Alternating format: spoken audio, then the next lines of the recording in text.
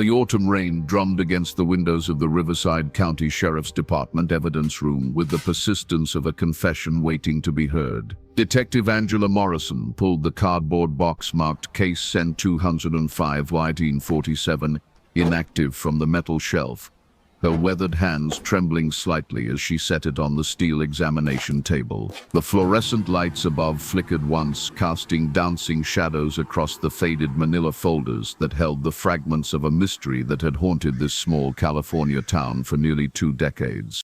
Inside the box lay the remnants of what should have been the beginning of a beautiful life together. Wedding programs printed on cream-colored cardstock, their edges now yellowed with age. A guest book with only 17 signatures, friends and family who had waited in vain for a ceremony that would never begin. And at the bottom, sealed in individual evidence bags, 2 items that had surfaced just 3 weeks ago in a location so disturbing that it had reopened a case the department had reluctantly shelved years earlier. 2 wedding rings, a simple gold band and a modest diamond solitaire, found in the stomach of a decomposed corpse buried in an unmarked grave, 40 miles from where their owners had last been seen alive. Detective Morrison had been a rookie in 2005, when Jackson Vale and Emily Crawford vanished without a trace. Now, with 24 years on the force and retirement looming, she found herself staring into the same abyss of unanswered questions that had consumed her predecessors.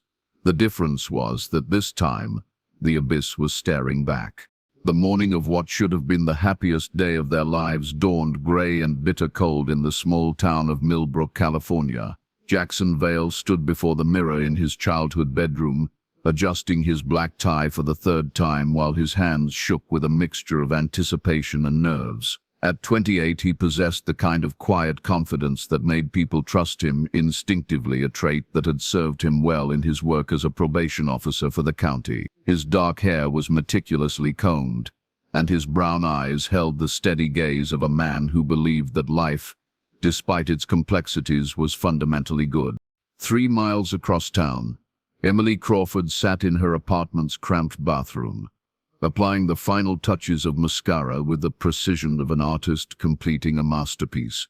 At 26, she radiated the kind of gentle warmth that made children gravitate toward her during her shifts at the county library. Her auburn hair fell in soft waves around her shoulders, and her green eyes sparkled with the anticipation of a woman who had waited patiently for the right person to share her life with. They had planned a small ceremony at Millbrook's historic courthouse, followed by a modest reception at the community center. Nothing elaborate. Both Jackson and Emily believed that love was measured not in dollars spent, but in the depth of commitment shared. Their combined savings account held exactly $3,847, money they had earmarked for a modest honeymoon in San Francisco, and the security deposit on a small house they had found on the outskirts of town. The guest list was intimate. Jackson's parents, who had driven down from Sacramento, Emily's sister Hannah, and her 2 young children, a handful of close friends from work and church, and Emily's elderly neighbor, Mrs. Patterson, who had become like a grandmother to her since she moved to Millbrook 4 years earlier. What none of them knew was that someone else was watching. Someone who had been watching for weeks. At 10:30 a.m., Jackson's silver 2003 Honda Civic pulled into the parking lot behind Emily's apartment complex. Security cameras from the adjacent business and now defunct auto parts store captured him, walking to her door with a small bouquet of white roses and a nervous smile. The timestamp read 10:30. Emily appeared in the doorway wearing a simple cream-colored dress that had belonged to her mother, now 2 years deceased. The dress had required minor alterations, and Emily had spent the previous evening hand-sewing small pearl buttons down the back. She carried a small clutch purse containing her driver's license, $23 in cash, a tube of lipstick, and the key to a safety deposit box at Millbrook Community Bank, where they kept important documents. The security camera captured them embracing Jackson, spinning Emily once in the morning sunlight that had broken through the clouds. He handed her the roses, and she stood on her tiptoes to kiss his cheek. They appeared to be alone in the parking lot, but enhancement of the footage years later would reveal a partial license plate. OGN 47 visible for just 3 seconds behind a dumpster at the far edge of the frame.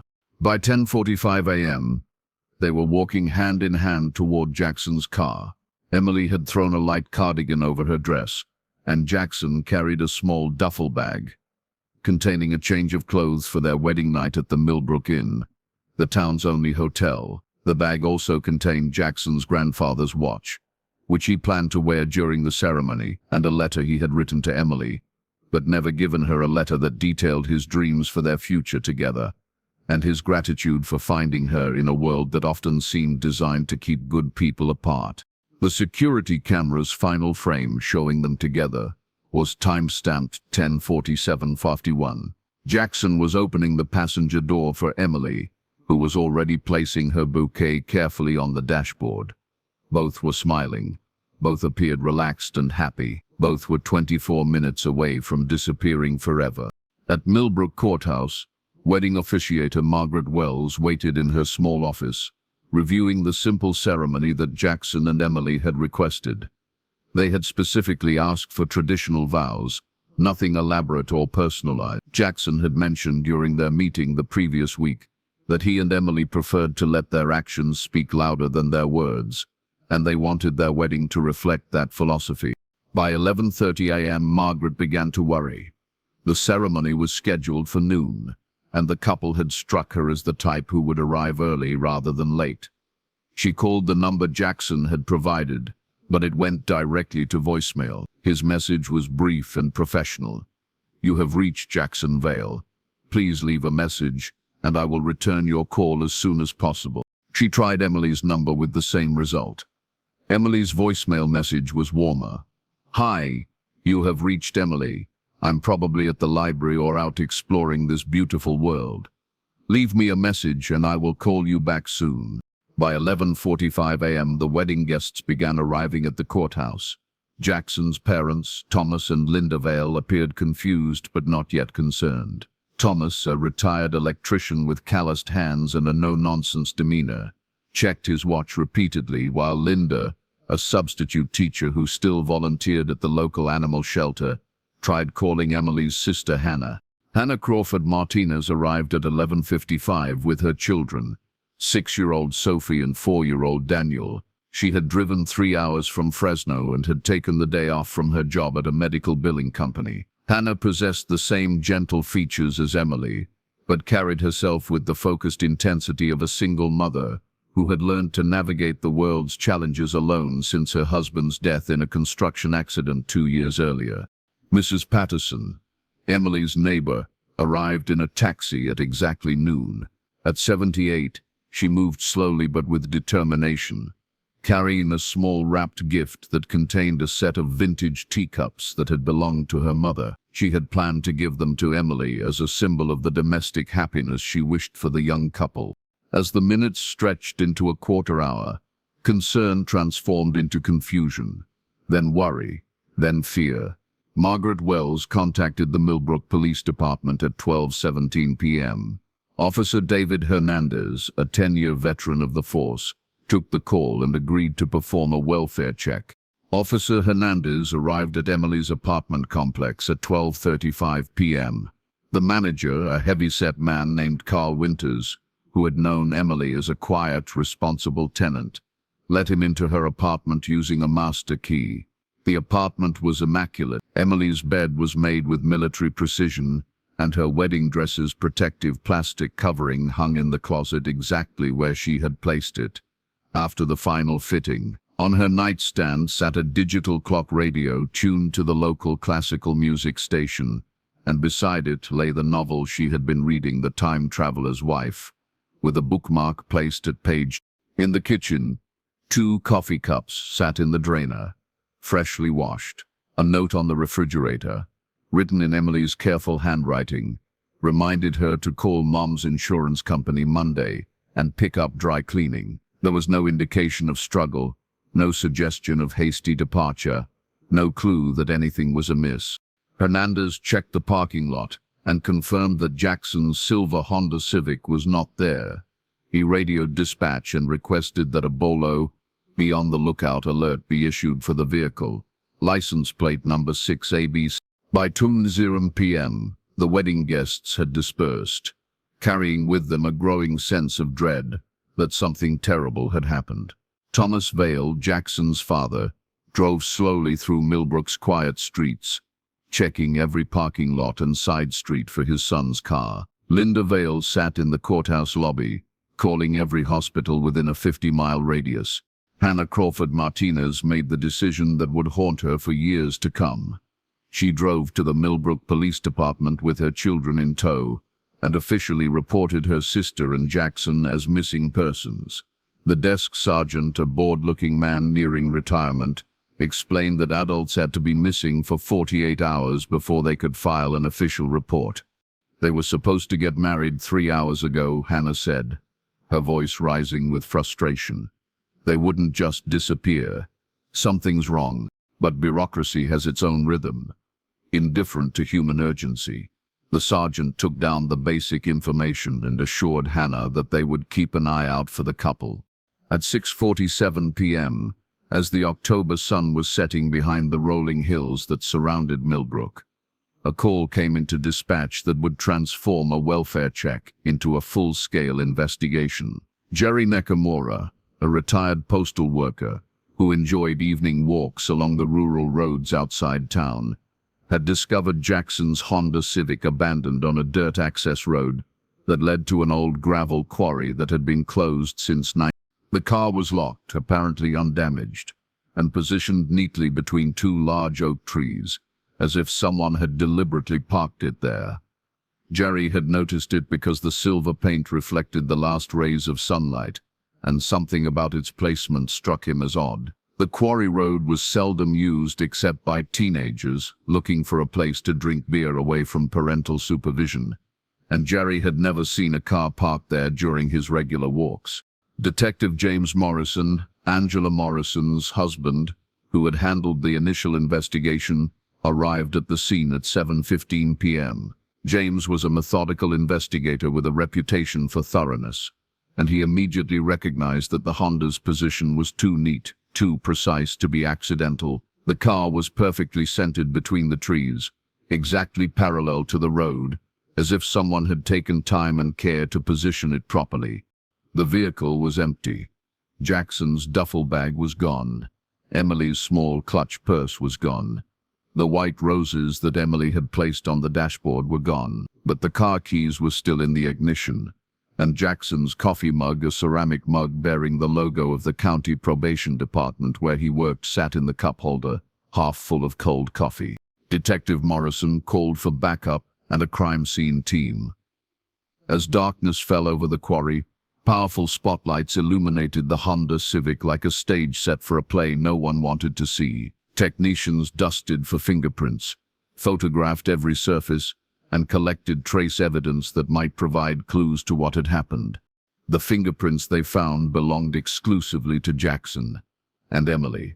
There were no signs of struggle inside the vehicle, no indication that it had been forced off the road, no evidence of mechanical failure. The fuel tank was nearly full, and an inspection of the engine revealed nothing unusual. What troubled Detective Morrison most was what they didn't find. Jackson's cell phone was missing, despite the fact that his calling plan records showed it had last contacted a cell tower at 10:54 a.m., approximately 7 minutes after he and Emily had left her apartment. Emily's cell phone was also missing, though her last call to a tower occurred at 10. Both phones had gone silent within 6 minutes of each other. Somewhere between Emily's apartment and the quarry road, a distance of roughly 12 miles through Millbrook's quiet residential streets and then county roads that wound through farmland and low hills. As the investigation intensified over the following days, Detective Morrison began constructing a timeline that revealed the narrow window in which Jackson and Emily had vanished. Security cameras at Millbrook's only traffic light, positioned at the intersection of Main Street and County Road 19, showed Jackson's Honda Civic passing through at 10:51 a.m. Emily was visible in the passenger seat, her auburn hair catching the morning sunlight. The next confirmed sighting came from Maria Santos, a clerk at Millbrook Feed and Supply, who remembered seeing the silver Honda pass by the store's large windows at approximately 10. Maria had noticed the car because Emily had waved at her through the passenger window. The two women knew each other from Emily's frequent visits to the library, where Maria often brought her teenage daughter to study. After that, Jackson and Emily seemed to have vanished into thin air. The quarry road where the Honda was found was exactly 11.3 miles from the feed store, following the most direct route through the countryside. At normal driving speeds, the journey should have taken approximately 15 minutes, but the car had been discovered nearly 8 hours after their last confirmed sighting. Positioned with a precision that suggested whoever had placed it there had taken their time, Detective Morrison interviewed every resident along the route, every business owner, every farmer who might have seen something unusual. He checked with the county highway department to determine if any road work or detours had been in effect that morning. He contacted the power company, the telephone company, and the cable company to ask if any service calls had required crews to be working along the route. The answers were always the same. Nothing unusual, no strangers, no suspicious activity, no one who remembered seeing Jackson's Honda Civic or any other vehicle that might have been following it. It was as if the couple had driven into a void and simply ceased to exist. On October 18, 3 days after their disappearance, a search team composed of volunteers from the community and investigators from the sheriff's department made a discovery that deepened the mystery, while providing their first concrete clue. Hidden beneath a pile of leaves approximately 50 yards from where the Honda had been found, they discovered Emily's white roses. The flowers had been carefully arranged in a neat circle, their stems pointing outward like the spokes of a wheel. In the center of the circle, someone had placed a single red rose, a flower that had not been part of Emily's bouquet. The red rose was fresh, as if it had been placed there recently, while Emily's white roses showed signs of exposure to 3 days of outdoor conditions. Forensic analysis of the roses revealed no fingerprints, no DNA evidence, and no unusual trace materials. The red rose had been purchased from a local florist, but the shop owner, Helen Martinez, no relation to Hannah Crawford Martinez, could not remember who had bought it. Her records showed dozens of red rose sales in the week leading up to Jackson and Emily's disappearance, and she served customers from throughout the region. The arrangement of the roses troubled Detective Morrison. It suggested a level of deliberation that went beyond simple violence or robbery. Someone had taken time to create this display, someone who wanted it to be found, someone who was communicating a message that the investigators couldn't yet understand. 2 days later, another search team discovered Emily's cardigan hanging from a tree branch nearly a quarter-mile from the car. The sweater was undamaged and showed no signs of having been forcibly removed. It hung as if Emily had simply taken it off and placed it there herself, but its location made no sense in the context of any scenario the investigators could construct. On October 22, a week after the disappearance, Jackson's duffel bag was found by a deer hunter in a ravine nearly 3 miles from the quarry. The bag had been emptied of most of its contents, but several items remained. Jackson's grandfather's watch, still running and keeping accurate time, a travel-sized bottle of Emily's perfume, and the letter Jackson had written to Emily but never given her. Detective Morrison read the letter that evening in his office, the fluorescent lights humming overhead, as he tried to understand what kind of person would take 2 innocent people on their wedding day and scatter their possessions across the countryside like breadcrumbs in a fairy tale. The letter was 5 pages long, written in Jackson's careful handwriting, and it detailed his hopes for their marriage, his gratitude for Emily's patience as he worked through his own doubts about commitment, and his belief that they were meant to find each other in a world that often kept good people apart. Emily, the letter began, I know I'm not always good with words when we are face to face, but I need you to know that meeting you changed everything for me. Before you, I thought love was something that happened to other people, something I read about in books or saw in movies, but never quite believed was real. The letter continued for several pages, documenting Jackson's evolution from a guarded young man who had been hurt in previous relationships to someone who could imagine building a life with another person. It spoke of his dreams for their future, the house they would buy, the children they might have, the quiet Sunday mornings they would spend reading newspapers and drinking coffee, the travels they would take when they could afford them, the way they would grow old together with dignity and grace. Detective Morrison had seen many crime scenes, had read many final messages from victims to their loved ones, but something about Jackson's letter affected him more deeply than usual. Perhaps it was the timing written in anticipation of a happiness that would never arrive. Perhaps it was the innocence of the hopes expressed, simple dreams of a simple life that seemed impossible to achieve in a world where people could vanish on their wedding day. Or perhaps it was the knowledge that somewhere, someone had read this letter, had handled it, had decided what to do with it.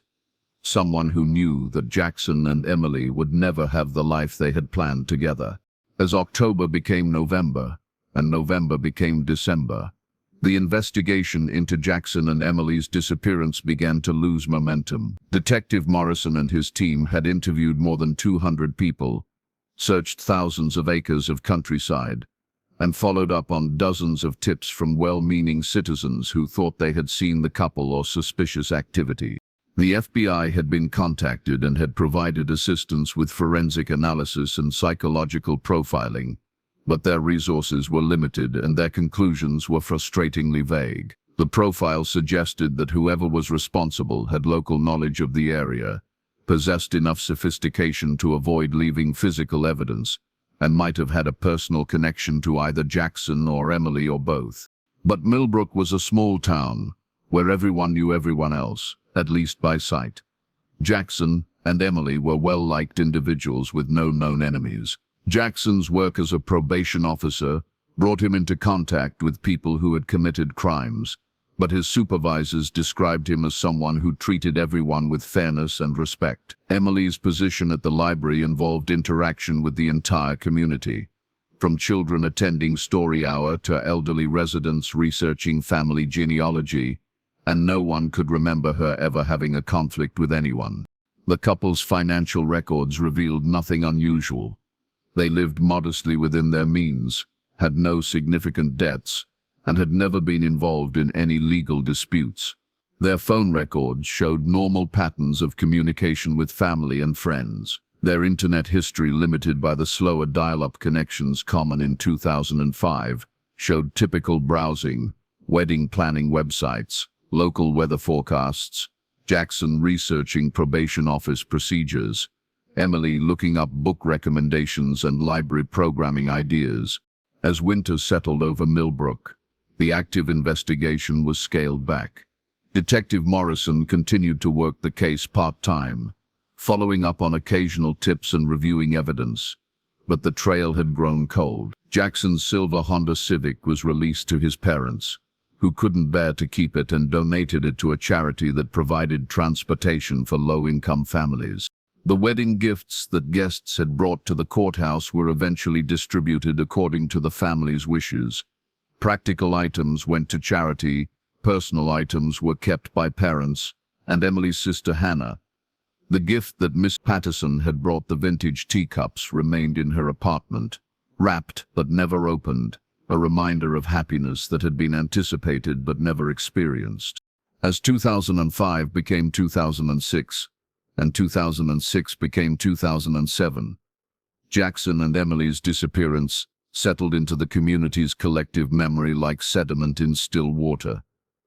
Their names were mentioned less frequently in casual conversation. The search parties that had once gathered every weekend gradually stopped forming. The reward fund that had been established by family and friends peaked at $15,000 but was never claimed. Detective Morrison retired in 2011, turning over his files to Detective Angela Morrison, his daughter-in-law, who had joined the department 3 years earlier. Angela had grown up in Millbrook and remembered the disappearance as a defining moment in the town's history, the day that the illusion of safety in a small community was shattered forever. Hannah Crawford Martinez moved back to Millbrook in 2008, taking a job at the county courthouse where her sister had planned to be married. She wanted to be close to the investigation, to any developments that might occur, and she wanted her children to grow up knowing about their Aunt Emily and the man who had loved her enough to plan a life together. Thomas and Linda Vale aged rapidly in the years following their son's disappearance.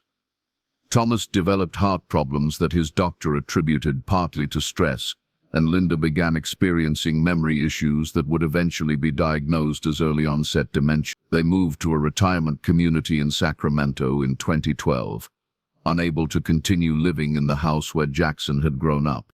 Mrs. Patterson, Emily's elderly neighbor, died in 2014 at the age of 87.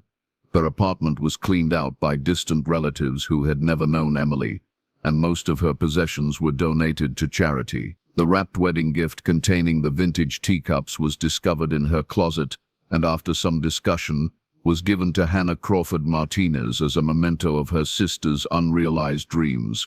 The case file grew thicker over the years as Detective Angela Morrison added reports of false sightings, tips from psychics and amateur investigators, and periodic reviews of the evidence. But the fundamental mystery remained unchanged. Two people had vanished on what should have been the happiest day of their lives, leaving behind only questions and the scattered fragments of a life that had been planned but never lived. On September 27, 2024, nearly 19 years after Jackson and Emily's disappearance, construction workers breaking ground for a new housing development 40 miles south of Millbrook made a discovery that would reopen one of the region's most haunting cold cases. The Riverside Meadows development was planned as an upscale community of single-family homes, designed to attract young professionals who worked in the larger cities but wanted to raise their families in a more rural setting. The construction crew was using heavy equipment to clear and level the building site when their excavator struck something unexpected, buried approximately 6 feet underground. What they found was a makeshift grave containing human remains that appeared to have been buried for many years. The bones were largely intact, suggesting the body had been wrapped in something that had preserved it during decomposition. But it was what the coroner discovered during the autopsy that sent shockwaves through the investigation.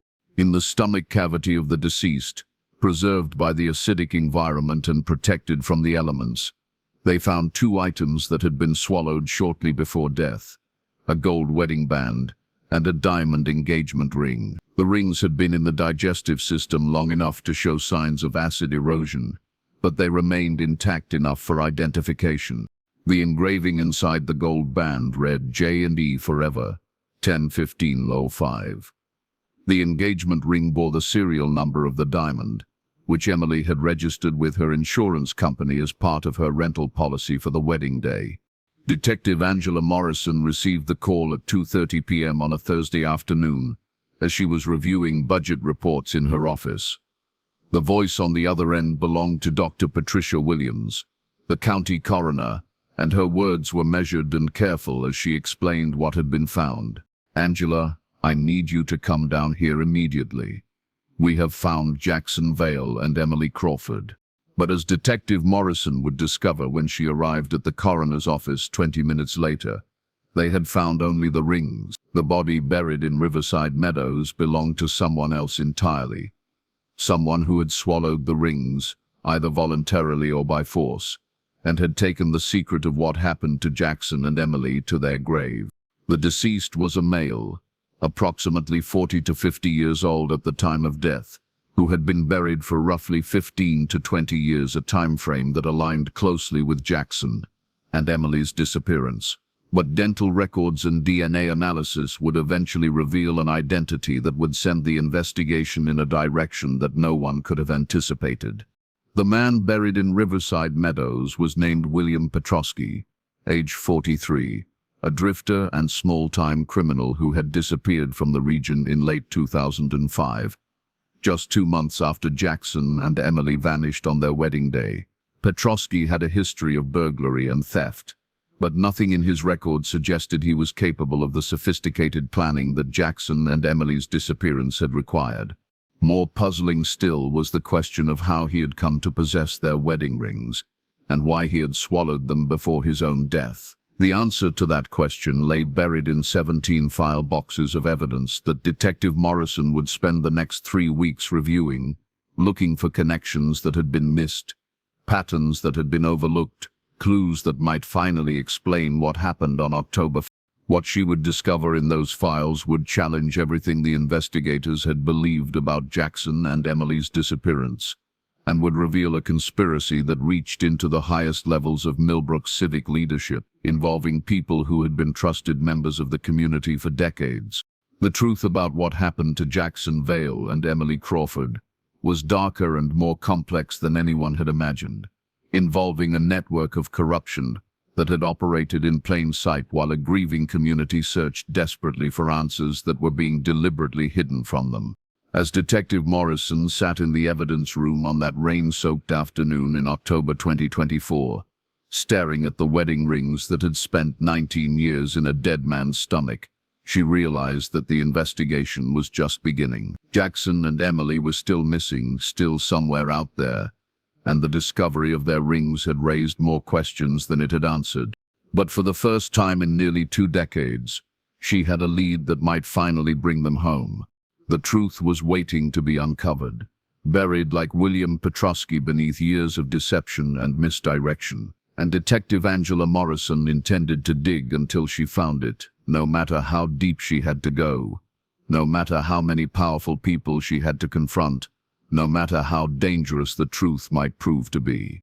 The case of Jackson and Emily's disappearance was about to become active again, and this time someone was going to be held accountable for what had happened on that grey October morning when 2 innocent people drove toward their wedding and vanished into a nightmare that was only now beginning to reveal its true dimensions.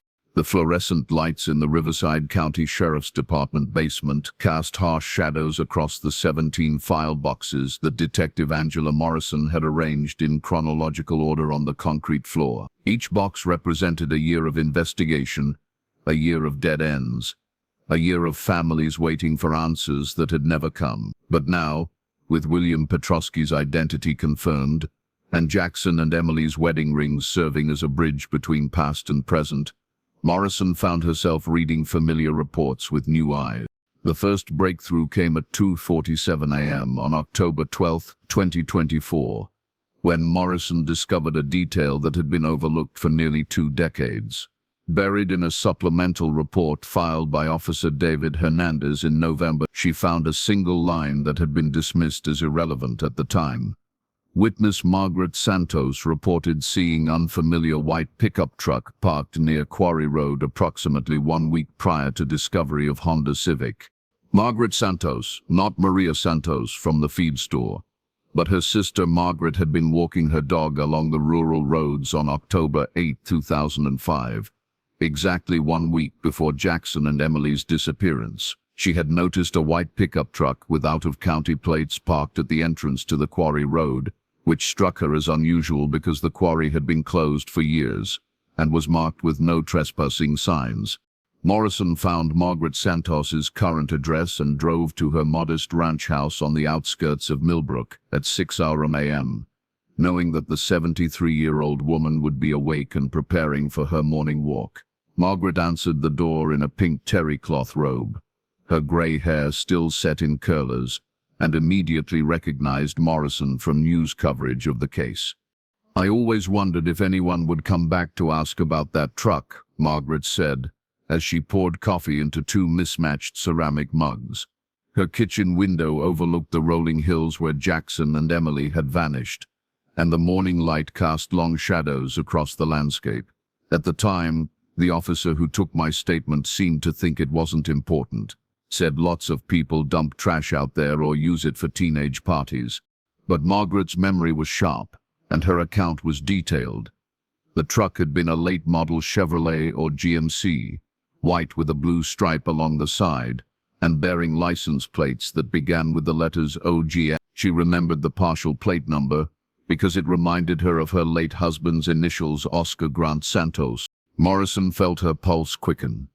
The security camera footage from Emily's apartment complex had captured a partial license plate OGN 47 visible for just 3 seconds behind a dumpster. The same partial plate that had been dismissed as belonging to a legitimate resident or delivery vehicle was now connected to a suspicious truck that had been scouting the quarry location a full week before Jackson and Emily disappeared. Back at the department, Morrison ran the partial plate number through the DMV database, focusing on white pickup trucks registered in California and neighboring states. The search yielded 43 possible matches, but only one caught her attention: a 2004 Chevrolet Silverado with license plate OGN 4721, registered to a business called Pacific Coast Hauling in Ventura County. Pacific Coast Hauling had been dissolved in 2006, just 6 months after Jackson and Emily's disappearance. The business registration listed the owner as William Petrosky, the same William Petrosky whose remains had been found buried with the wedding rings in his stomach. Morrison stared at the computer screen, watching the cursor blink beside Petrosky's name as the implications settled in her mind. This wasn't a random drifter who had somehow stumbled upon the rings after Jackson and Emily's disappearance. This was someone who had been planning something. Someone who had scouted the location, someone who had owned a business that would give him legitimate reasons to transport things or people without arousing suspicion. She pulled Petrosky's criminal record and found a pattern that previous investigators had missed because they hadn't known to look for it. Between 1998 and 2005, Petrosky had been arrested 4 times for theft and burglary, but the arrests followed a geographical pattern that traced a rough circle around Millbrook. He had been operating in the region for years, learning the area, building contacts, establishing himself as someone who could move through rural communities without attracting attention. But Pacific Coast Hauling's business records, which Morrison obtained through a court order, revealed something even more disturbing. The company had been hired for several legitimate jobs in Millbrook including the removal of construction debris from the courthouse renovation project in 2004. And the cleanup of the old auto parts store that had provided the security camera footage of Jackson and Emily's last normal moment. Petrosky hadn't been a stranger to Millbrook. He had been working there, observing the community, learning the routines and habits of people like Jackson and Emily. He had been inside the courthouse where they planned to be married. He had worked at the business that had captured their final images together. Morrison's investigation into Pacific Coast Hauling's Millbrook contracts led her to the man who had hired Petrosky for multiple jobs, Deputy Mayor Raymond Fletcher, who had overseen the courthouse renovation and had been responsible for arranging cleanup services for various municipal projects. Fletcher was now 71 years old and had served as deputy mayor for 23 years before retiring in 2018. He lived in a sprawling ranch house on 10 acres outside town, and his reputation in the community was impeccable. He had been married to the same woman for 48 years, had 3 successful children, and had donated thousands of dollars to local charities over the decades.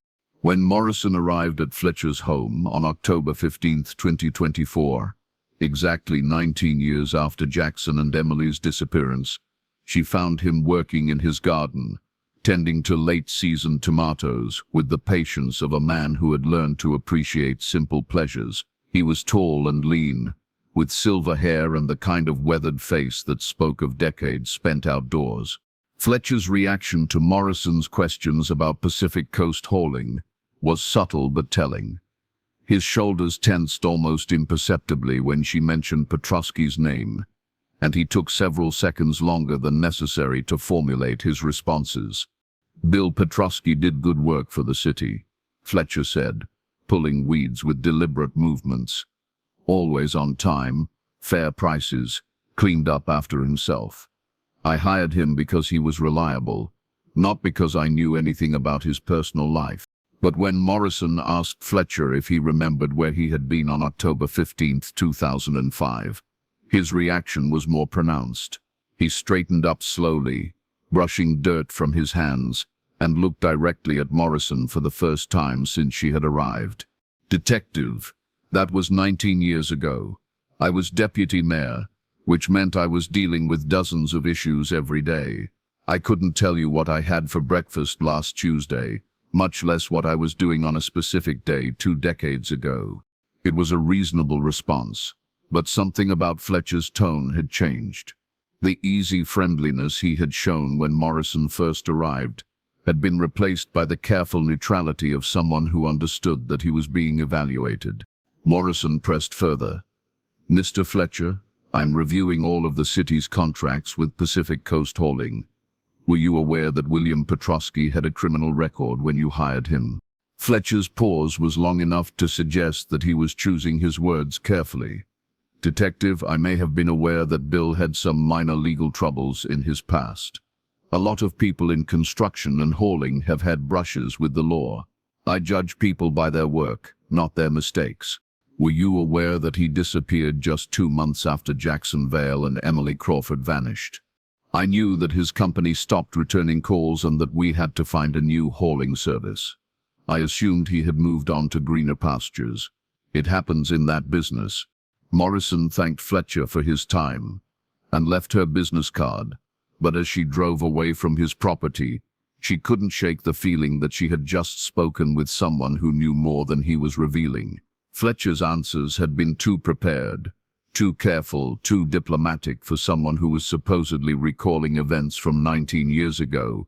Back at the department, Morrison began a deep dive into Pacific Coast Hauling's financial records, looking for any unusual transactions or patterns that might explain Petrosky's connection to Millbrook. What she discovered was a complex web of payments that extended far beyond the official city contracts.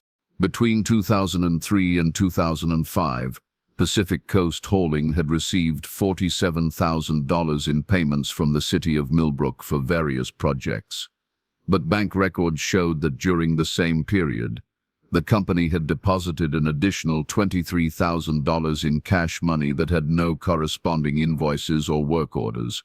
The cash deposits followed a pattern: $2,000 on the 15th of each month for 11 consecutive months, with the final deposit occurring on November 15, 2005, exactly 1 month after Jackson and Emily's disappearance. After that, Pacific Coast Hauling's account showed no further activity until it was closed in January. Morrison cross-referenced the deposit dates with the City Council meeting minutes from the same period, looking for any correlation between the cash payments and municipal business. What she found was troubling. The monthly cash deposits coincided with City Council discussions about the proposed expansion of Millbrook's Industrial Park, a development project that would have been worth millions of dollars to the contractors involved. Deputy Mayor Fletcher had been the City Council's liaison to the Industrial Park Planning Committee, responsible for coordinating environmental studies, zoning approvals, and contractor recommendations. The committee's meeting minutes showed that Fletcher had consistently advocated for relaxed environmental regulations and expedited approval processes that would benefit construction companies. But the industrial park expansion had been cancelled in December 2005, citing community opposition and environmental concerns. The cancellation had come just 1 month after Petrosky's final cash deposit and 2 months after Jackson and Emily's disappearance. Morrison began to construct a theory that explained the timing of events. Petrosky had been receiving monthly payments for services that went beyond legitimate hauling work. The payments had stopped abruptly after Jackson and Emily disappeared, and the industrial park project, which would have generated enormous profits for connected contractors, had been cancelled shortly afterward. Had Jackson or Emily somehow threatened the industrial park project? Had they discovered evidence of corruption that would have exposed Fletcher's arrangement with Petrosky, or had their disappearance been intended to serve as a warning to others who might interfere with the lucrative development scheme? Morrison's investigation took a new direction when she discovered that Emily Crawford had been more than just a librarian. In addition to her work at the county library, Emily had been an active member of the Millbrook Environmental Coalition, a citizen group that monitored development projects and advocated for environmental protection. Hannah Crawford Martinez, Emily's sister, confirmed that environmental activism had been one of Emily's passionate interests. Emily spent her free time hiking in the hills around Millbrook. Hannah told Morrison during a phone interview. She knew every trail, every stream, every habitat. She was always worried about development destroying the natural areas she loved. The Millbrook Environmental Coalition's records, stored in boxes at the library, revealed that Emily had been researching the proposed industrial park expansion in the months leading up to her wedding. She had attended planning committee meetings, submitted written comments opposing the project, and had been working with other coalition members to document potential environmental damage. In September 2005, just 1 month before her disappearance, Emily had submitted a formal complaint to the county environmental health department, alleging that soil samples from the proposed industrial park site showed elevated levels of heavy metals that had not been disclosed in the project's environmental impact report. The complaint had been signed by Emily Crawford and co-signed by Jackson Vale, who had attended coalition meetings as Emily's guest and had used his knowledge of the legal system to help frame the environmental arguments in terms that regulatory agencies would take seriously. Morrison felt the pieces of the puzzle clicking into place.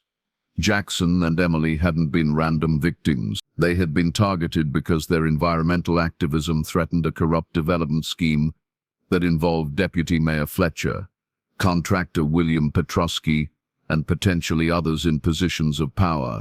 But the conspiracy was more complex than Morrison had initially realized. As she dug deeper into the Environmental Coalition's records, she discovered that Emily's soil samples had been analyzed by an independent laboratory in Sacramento, the same laboratory that had issued a report contradicting the official environmental impact study for the industrial park. The independent analysis had found contamination levels that would have required expensive remediation work, significantly increasing the cost of the development project and potentially making it financially unfeasible. Emily's complaint had referenced this analysis and had demanded that the city council postpone approval of the project until the contamination issue was resolved. 2 weeks later, Jackson and Emily had vanished on their wedding day. Morrison's breakthrough came when she located Dr. Patricia Chen, the environmental scientist who had conducted the independent soil analysis for Emily, and Chen was now retired and living in Portland, Oregon. But she remembered the Millbrook project clearly, because of what had happened after she submitted her report. "I received a phone call 3 days after I sent my analysis to Miss Crawford," Chen told Morrison during a video interview.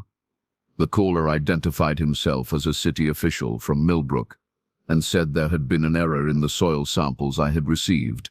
He claimed that the samples had been contaminated during collection and that I should disregard my findings.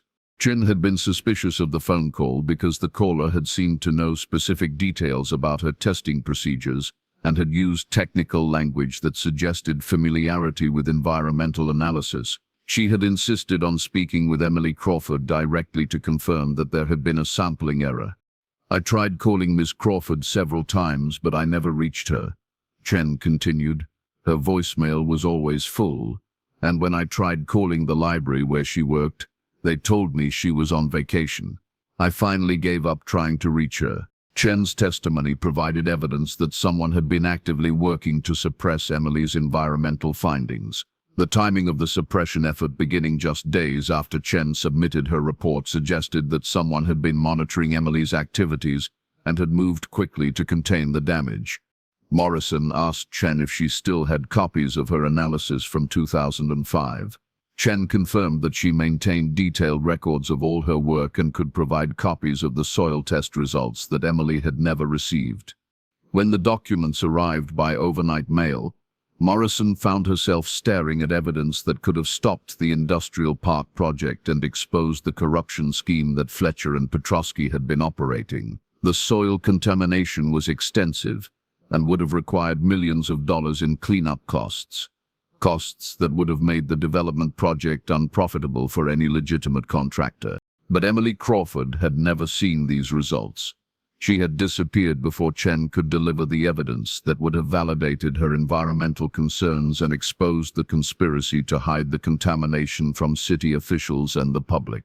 On October 20, 2024, 5 days after her conversation with Raymond Fletcher, Morrison received a call that would complete her understanding of what had happened to Jackson and Emily. The caller was Margaret Wells, the wedding officiator who had waited in vain for the couple to arrive at the courthouse 19 years earlier.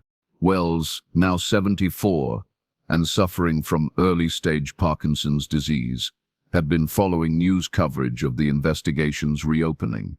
She had something to tell Morrison, something she had never mentioned to police in 2005 because she hadn't understood its significance at the time.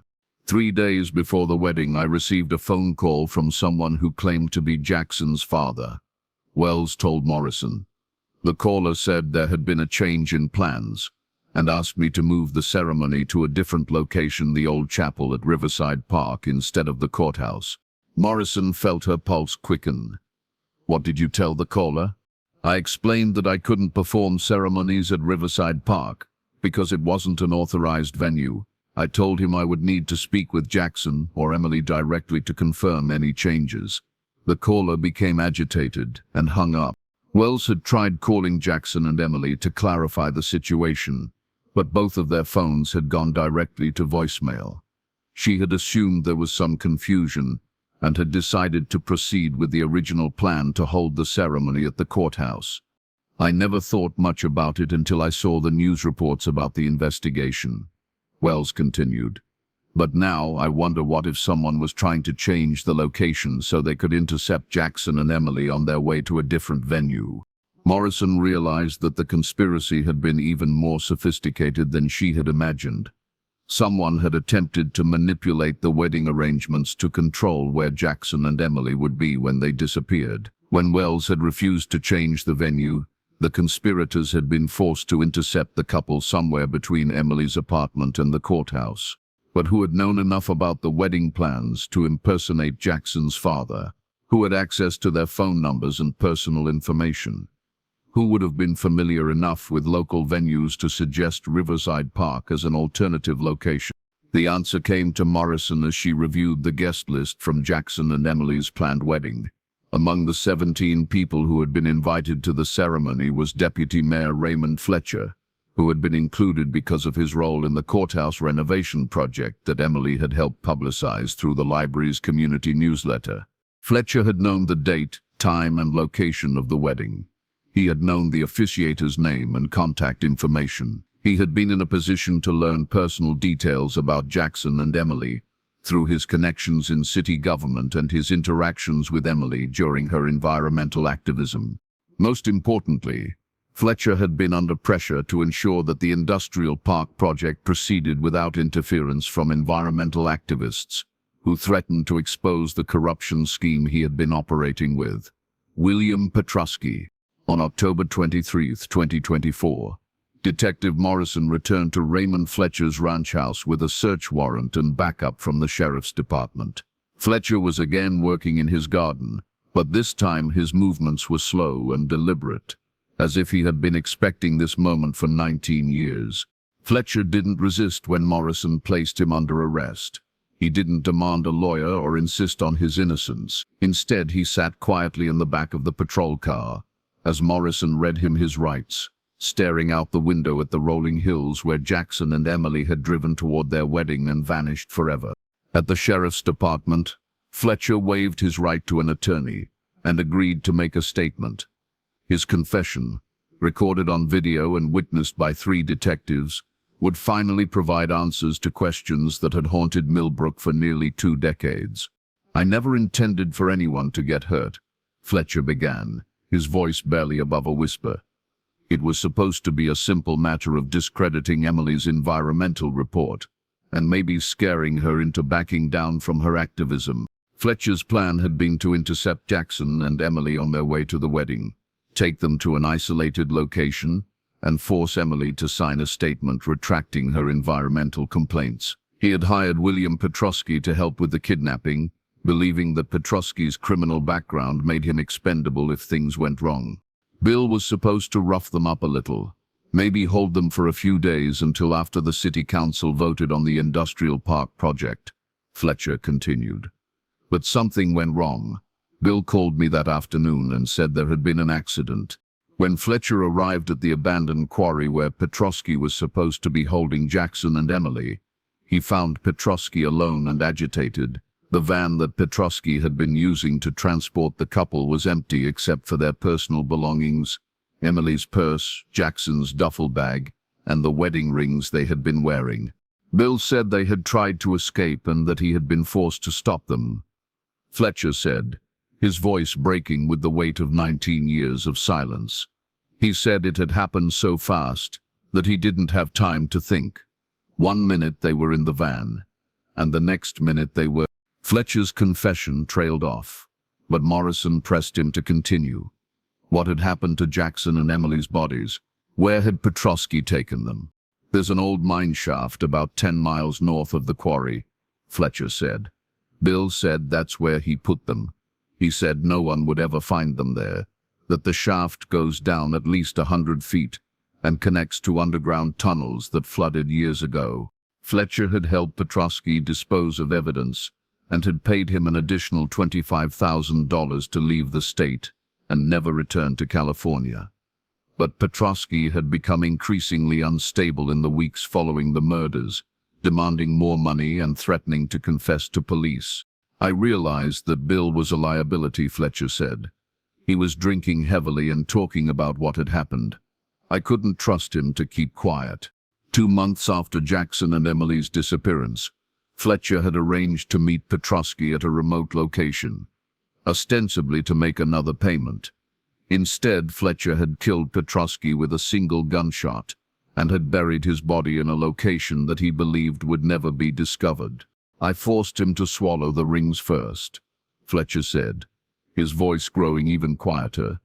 I thought if anyone ever found Bill's body, the rings would implicate him in Jackson and Emily's disappearance. I thought it would make him look like a random criminal who had killed them for their wedding jewelry. Fletcher's plan had worked for nearly 20 years. The discovery of Petrosky's body and the rings had initially pointed toward him as the perpetrator rather than a victim of the larger conspiracy. It was only Morrison's careful investigation that had revealed Fletcher's role in orchestrating the entire scheme. Fletcher's confession led Morrison and a team of investigators to the abandoned mine shaft, where Jackson and Emily's bodies had allegedly been disposed of nearly 20 years earlier. The mine was located on private property that had been owned by a mining company until 1987, when environmental regulations had forced its closure. The search was complicated by the dangerous condition of the mine shaft and the flooding that Fletcher had described. Professional cave rescue specialists were brought in to explore the underground passages, using specialized equipment to navigate the water-filled tunnels. After 3 days of searching, the rescue team made a discovery that confirmed Fletcher's account while adding another layer of tragedy to Jackson and Emily's story. At a depth of nearly 80 feet, they found human remains that had been preserved by the cold, oxygen-poor environment of the flooded mine. The remains belonged to 2 individuals, a male and a female of appropriate age and physical characteristics to be Jackson and Emily.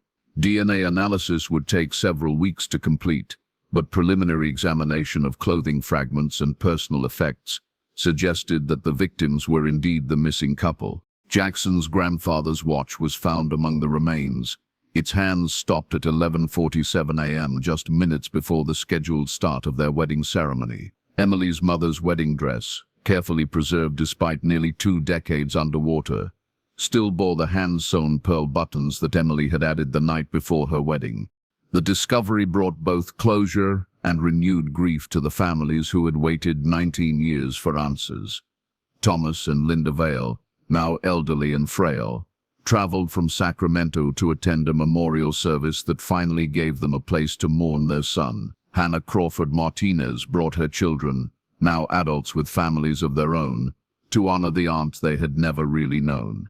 Mrs. Patterson's vintage teacups, still wrapped in their original package, were placed on Emily's grave as a symbol of the domestic happiness that had been stolen from her. The courthouse where Jackson and Emily should have been married flew its flag at half-staff for a week in their honor. Fletcher's confession also led to the discovery of a broader corruption scheme that had operated in Millbrook for years. The Industrial Park project had been just one of several development schemes designed to enrich Fletcher and his associates at the expense of environmental protection and community welfare. Bank records revealed that Fletcher had received more than $200,000 in illegal payments from contractors and developers between 2000. The money had been used to purchase his ranch property, finance his children's college educations, and maintain the lifestyle that had made him a respected member of the community. 3 other city officials were implicated in the corruption scheme, including the planning director who had suppressed environmental studies and the city attorney who had drafted zoning variances that benefited connected developers. All 3 were arrested and charged with conspiracy, bribery, and abuse of public office. The investigation also revealed that the environmental contamination Emily had discovered was far more extensive than anyone had realized. The proposed industrial park site contained toxic waste that had been illegally dumped by previous owners, creating a cleanup liability that could have cost the city millions of dollars.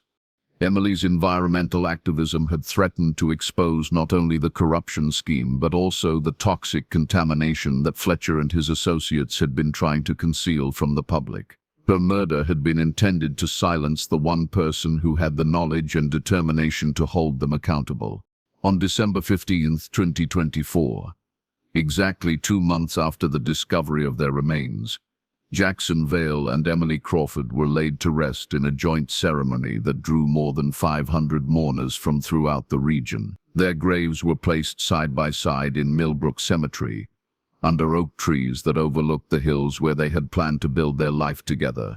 Raymond Fletcher was charged with 2 counts of first-degree murder, conspiracy, bribery, and abuse of public office. At 71 years old and facing life in prison without the possibility of parole, he had finally been held accountable for crimes that had destroyed multiple families and corrupted an entire community.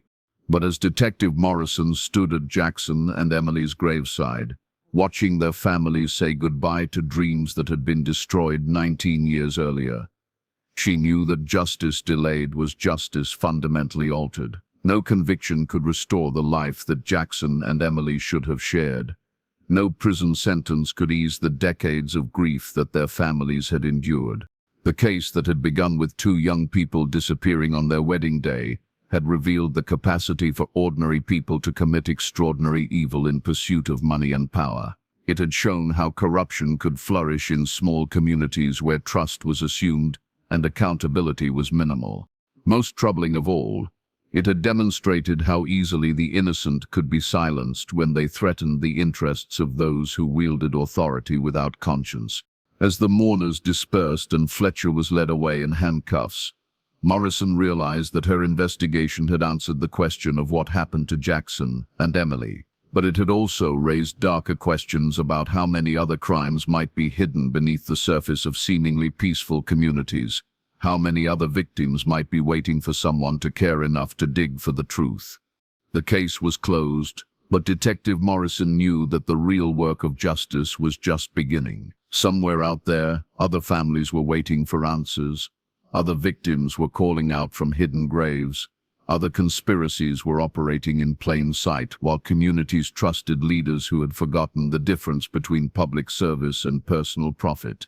The discovery of Jackson and Emily's remains had brought their story to an end, but it had also revealed that their tragedy was part of a larger pattern of corruption and violence that extended far beyond Millbrook's city limits. The truth about their disappearance had finally emerged, but the truth about how many others had been silenced would require investigations that Morrison might not live to complete.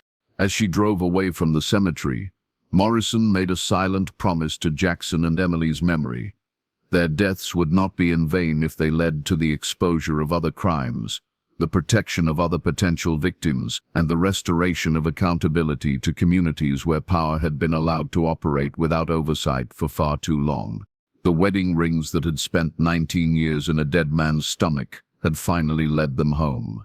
Now it was time to ensure that their sacrifice would protect others from sharing their fate. The winter rain that had begun falling the day Jackson and Emily's remains were discovered continued for 6 weeks, as if the California sky itself was mourning their return to the surface world. Detective Angela Morrison stood at her office window on February 14, 25, what would have been Jackson and Emily's 20th wedding anniversary, watching the water cascade down the glass like tears that had been held back for 2 decades.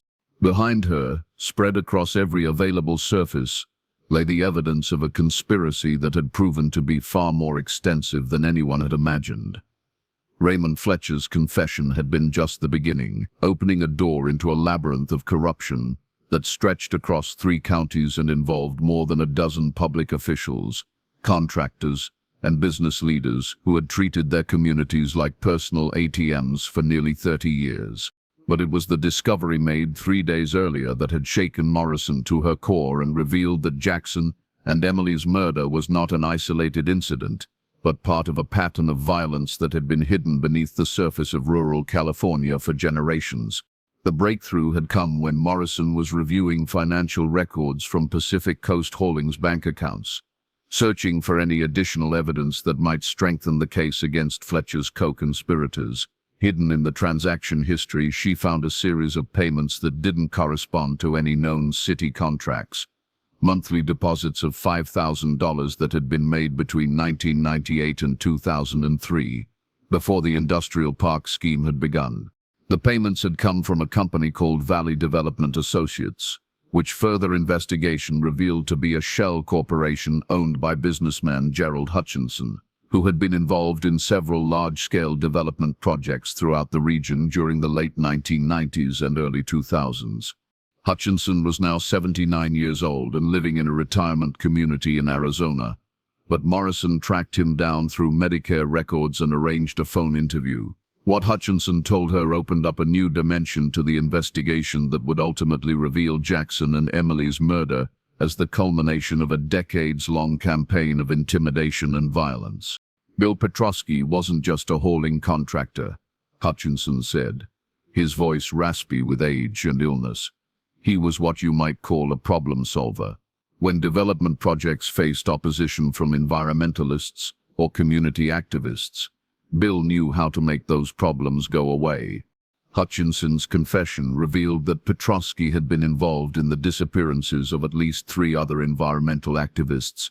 The victims had all been people who threatened development projects through their research, legal challenges, or public advocacy, and all had vanished under circumstances that had been attributed to voluntary departure or tragic accident. None of us wanted anyone to get hurt, Hutchinson continued, but these people were costing us millions of dollars with their lawsuits and environmental studies. Bill said he could handle the situation quietly, make it look like the activists had given up and moved away. We thought they were just being relocated, maybe paid to leave the area. But Morrison's investigation would reveal that Petrosky's problem-solving had been far more permanent than his employers had been led to believe. Armed with Hutchinson's information, Morrison began reviewing missing persons cases from the late 1990s and early 2000s, looking for environmental activists who had disappeared under suspicious circumstances. What she found was a trail of tragedy that extended across multiple jurisdictions and had been overlooked for decades, because the victims had been perceived as transient activists rather than permanent community members. The first victim was Dr. Maria Elena Vasquez, a wildlife biologist who had been conducting research on habitat destruction caused by a proposed golf course development in Riverside County. Vasquez had disappeared in February 1999, just 2 weeks before a scheduled hearing on her environmental impact study that would have likely blocked the project. Her car had been found abandoned near the Mexican border, leading authorities to assume she had returned to her native country to deal with a family emergency. But Morrison's investigation revealed that Dr. Vasquez had no family in Mexico and had been planning to publish her research in a peer-reviewed journal that would have provided scientific evidence against the golf course development. Her disappearance had allowed the project to proceed without scientific scrutiny, generating enormous profits for the developers involved. The second victim was Timothy Brooks, a recent college graduate, who had been organizing opposition to a proposed logging operation in the hills north of Millbrook. Brooks had disappeared in September 2001, and his family had been told that he had left California to pursue graduate studies on the East Coast. But Morrison found no record of Brooks ever enrolling in any graduate program, and his Social Security number had never been used after his disappearance. The third victim was Lisa Chen, a lawyer who had been representing indigenous tribal interests in opposition to a casino development project. Chen had vanished in June 2003, and authorities had initially suspected that she had been killed by casino opponents who disagreed with her advocacy for tribal sovereignty. But Morrison's investigation revealed that Chen had actually been fighting against the casino project, arguing that it would destroy sacred tribal burial grounds. All three victims had been involved in environmental or land use issues that threatened profitable development projects. All had disappeared at crucial moments when their advocacy could have prevented or delayed construction, and all had been forgotten by law enforcement agencies that had too easily accepted explanations for their disappearances that eliminated the need for further investigation. Morrison realized that she was looking at evidence of a systematic campaign to eliminate environmental opposition through murder, a conspiracy that had operated across multiple counties and had involved dozens of people who had profited from silencing those who tried to protect the natural world from destruction. As Morrison dug deeper into the connections between the various development projects and missing persons cases, she uncovered evidence of what could only be described as an underground network of corruption that had operated throughout rural California for decades. The network included public officials, business leaders, law enforcement officers, and contractors who had worked together to eliminate environmental opposition while enriching themselves through illegal development schemes.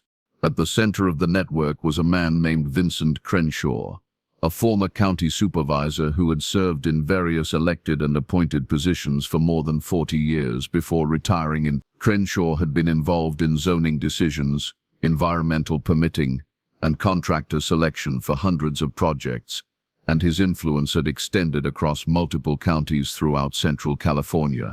Morrison obtained Crenshaw's financial records through a federal investigation that had been quietly ongoing for 2 years, led by FBI Special Agent Catherine Warren, who had been tracking corruption in rural development projects as part of a larger organized crime investigation. Warren's work had identified Crenshaw as a key figure in what the FBI had designated Operation Greenwash, a systematic effort to neutralize environmental opposition through bribery, intimidation, and violence.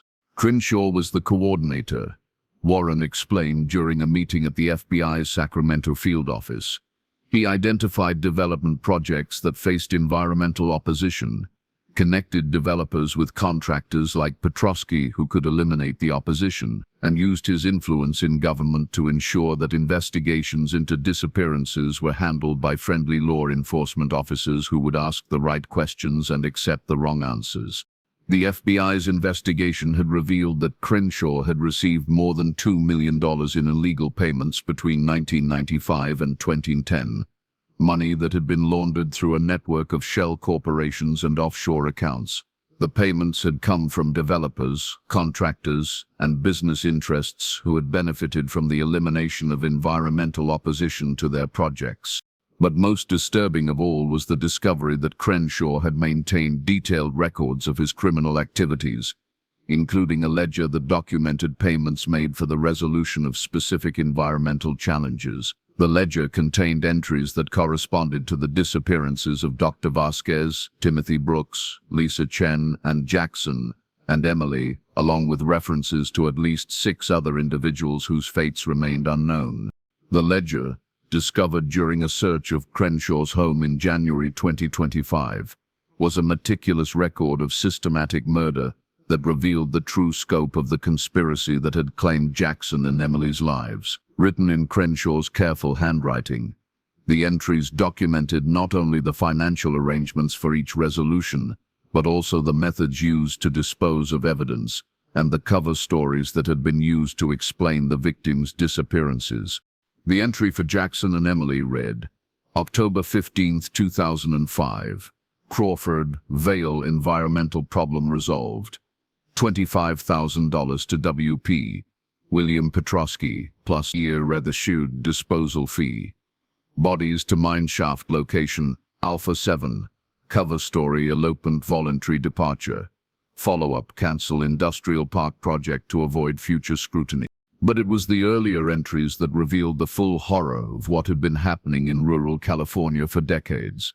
The ledger documented systematic murder dating back to 1987, when Crenshaw had first been elected to the County Planning Commission. Over nearly 20 years, he had coordinated the elimination of more than 30 individuals who had threatened development projects through environmental activism, legal challenges, or whistleblowing.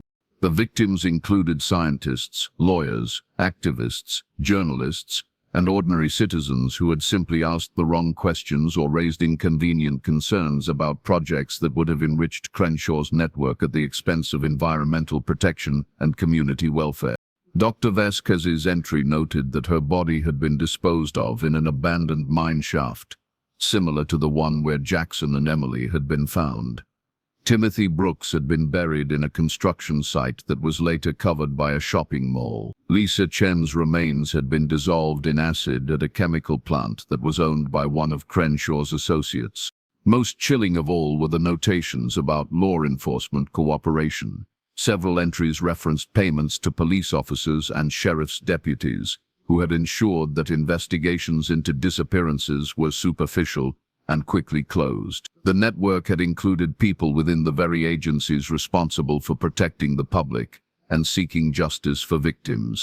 Morrison realized that she had uncovered not just a conspiracy, but a systematic campaign of domestic terrorism that had operated with impunity for decades, because it had corrupted the institutions that should have stopped it.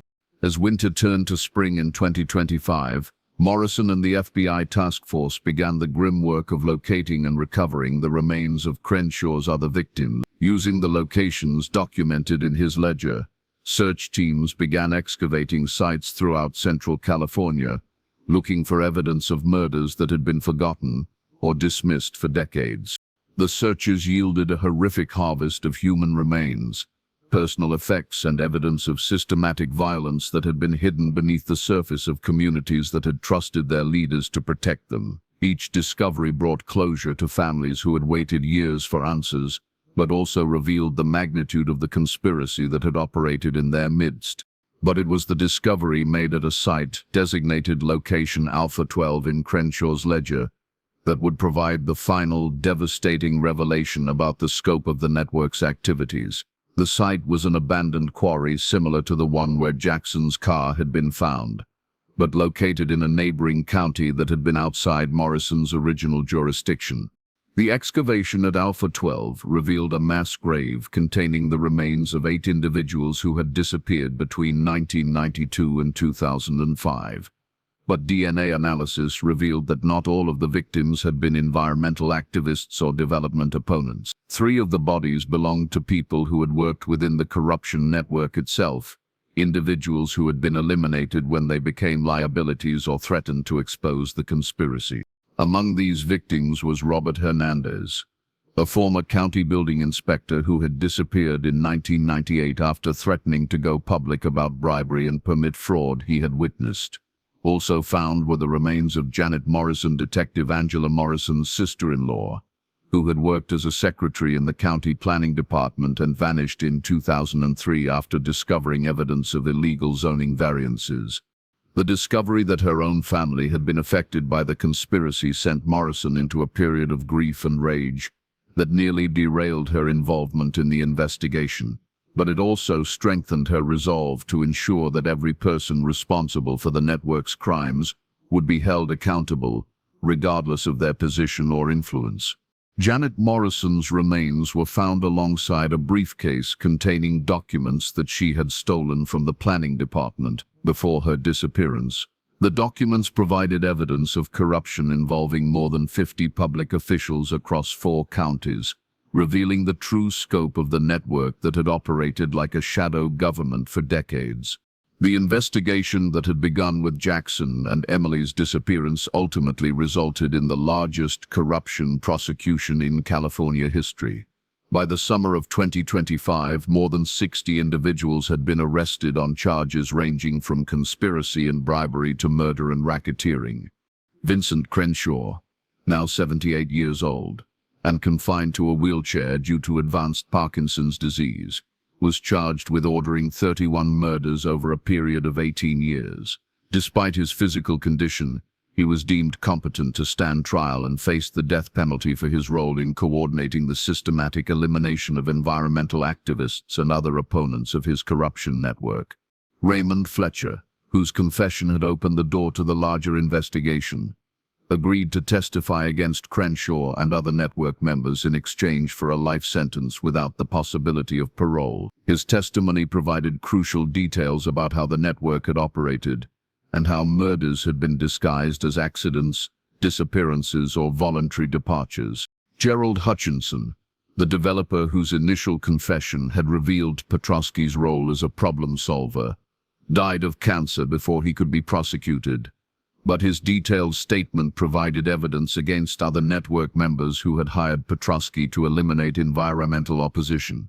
The trials extended into 2026, with dozens of defendants facing justice for crimes that had been hidden for decades.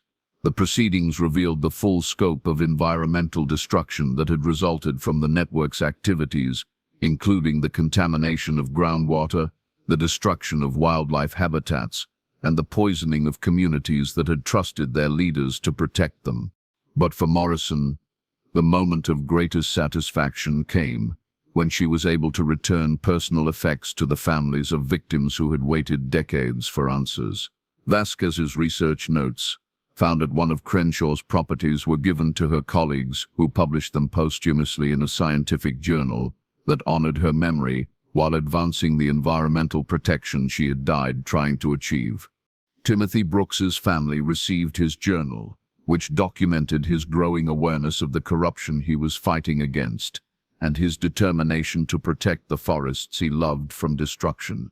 Lisa Chen's legal briefs, discovered in a storage unit owned by the network, were turned over to tribal representatives who continued her work protecting sacred sites from development.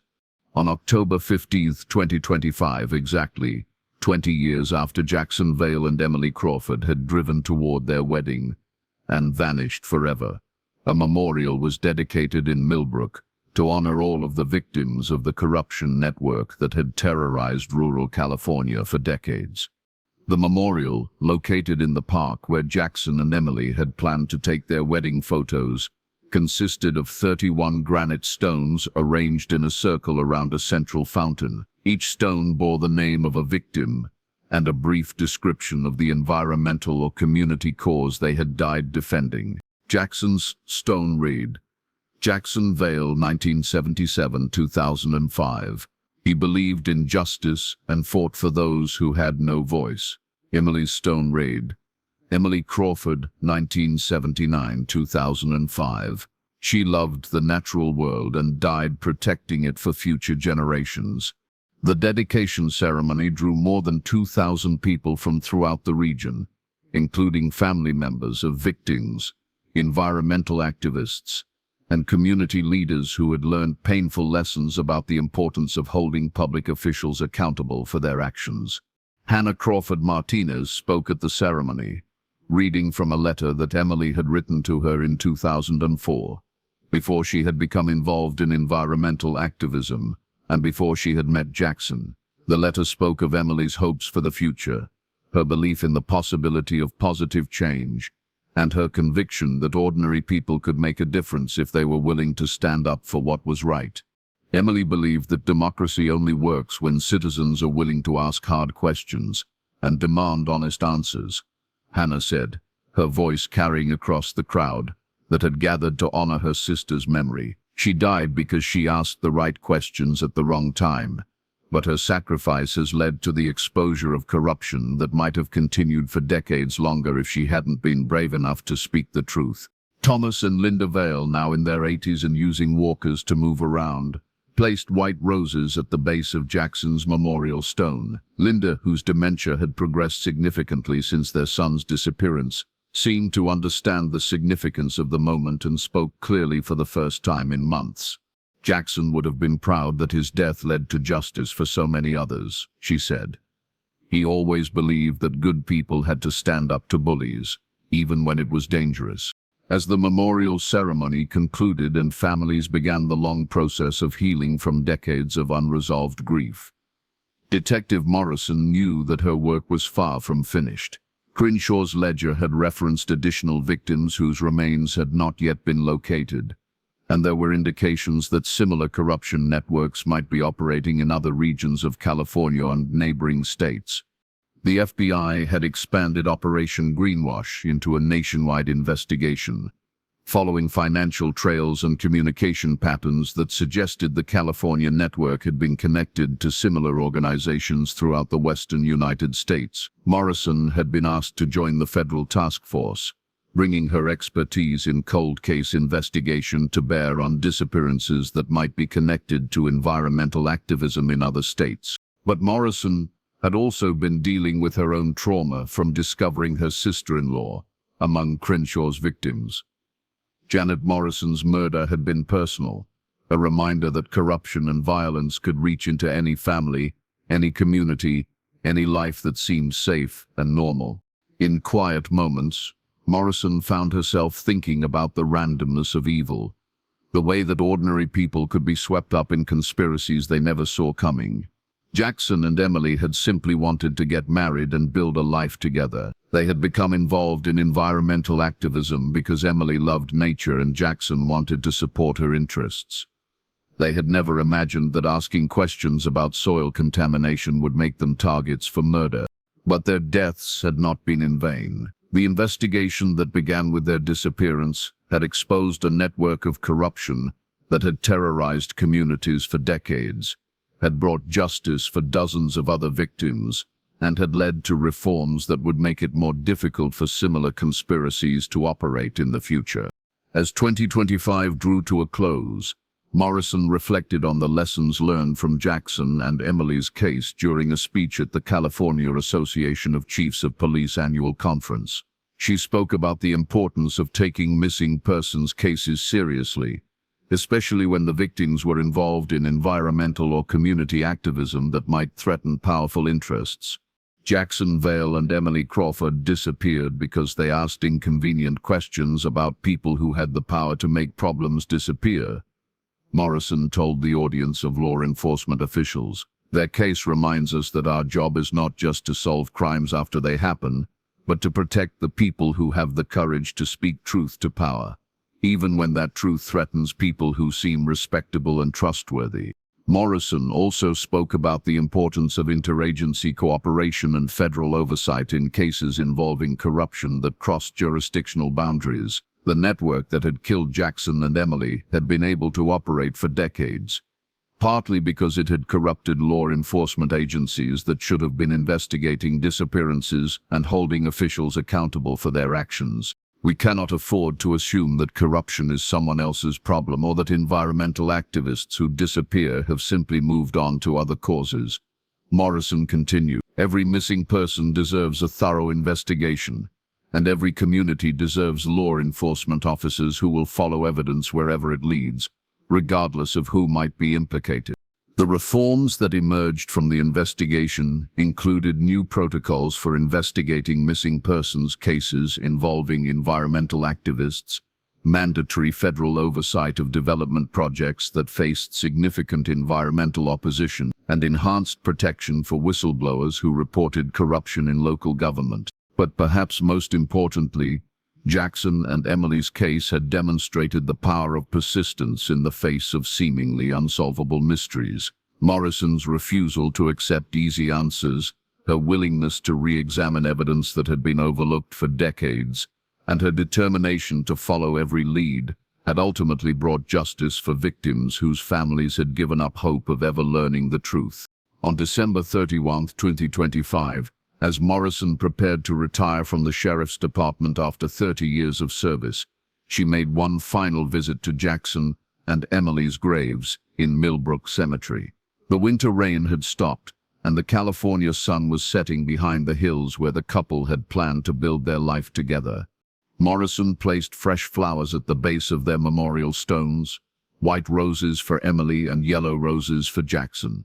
Colors that Hannah had said represented their personalities and their hopes for the future. She stood quietly for several minutes, thinking about the journey that had brought her from the evidence room where she had first opened their case file to this moment of closure and remembrance. The investigation had revealed truths that were more terrible than anyone had imagined, but it had also demonstrated the power of love to transcend death and the ability of justice to emerge even after decades of denial and cover-up. Jackson and Emily's love story had ended in tragedy, but their deaths had led to the protection of countless others who might have become victims of the same corruption network.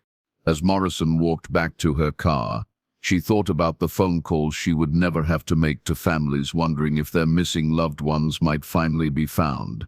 The environmental activists who would be safer because of the reforms that had emerged from Jackson and Emily's case, and the communities that would be protected from corruption because their story had exposed the true cost of allowing power to operate without accountability. Jackson, Vale and Emily Crawford had driven toward their wedding on October 15, 2005, believing in a future filled with love, hope, and the possibility of making a positive difference in the world. They had been murdered because they dared to ask questions that threatened people who valued profit more than human life. But their deaths had not silenced them. Instead, their sacrifice had spoken across 2 decades, calling out for justice that finally came, demanding accountability that was finally delivered, and ensuring that their love would be remembered, not just as a tragedy, but as a force that changed the world for the better. The case was closed, but their legacy would continue as long as people remembered that democracy requires citizens brave enough to ask hard questions, law enforcement officers willing to seek justice regardless of the consequences, and communities strong enough to demand that their leaders serve the public interest rather than their own greed. Jackson and Emily's wedding rings, once hidden in a dead man's stomach, now rested on their graves as symbols of a love that had survived corruption, violence, and nearly 2 decades of silence. Their story had ended, but their example would inspire others to fight for truth, justice, and the protection of the natural world they had died defending. The bride and groom who had vanished on their wedding day had finally come home, and their homecoming had made the world a little bit safer for everyone who dared to stand up for what was right, no matter how powerful the forces arrayed against them. Their love had conquered death, and their truth had conquered lies. In the end, that was justice enough.